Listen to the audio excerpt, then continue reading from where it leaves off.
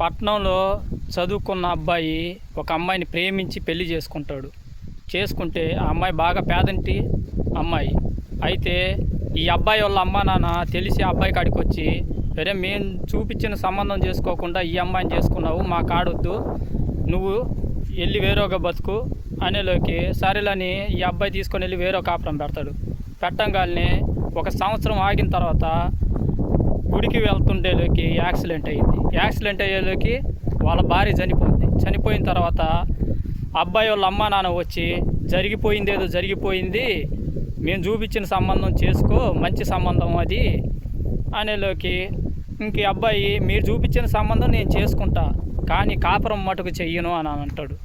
అదేంద్ర కాపురం చెయ్యని కాడికి ఇంక నువ్వు పెళ్ళి ఎందుకు చేసుకునేది అనే అడిగేలోకి, ఇప్పుడు వాళ్ళ అమ్మా నాన్న బాధపడకూడదు, నేను బాధపడకూడదు, మీరు బాధపడకూడదు, ఎవరు బాధపడకూడదు, నేను చేసుకుంటా కానీ కాపురం చెయ్యను అని అంటాడు. అనేలోకి అదేందనేలోకి నాకు పెళ్ళి సంవత్సరమే నా భార్య పోయింది, కానీ నా మనసులో నుంచి నా కళ్ళల్లో నుంచి నా భార్య పోలేదు, నాకు ఉంది ఒక్కటే మనసు, ఆ ఒక్క మనసుని ఇద్దరికి పంచి నేను అన్యాయం చేయలేను, ఈరోజు నా భార్య లేకపోయినా కూడా నా మనసులో నా కళ్ళల్లో ఉంది, తనకు నేను ద్రోహం చేసినట్టే అయ్యిద్ది, నాకు పెళ్ళి చేసుకున్నా కూడా కాపురం చేయననేలోకి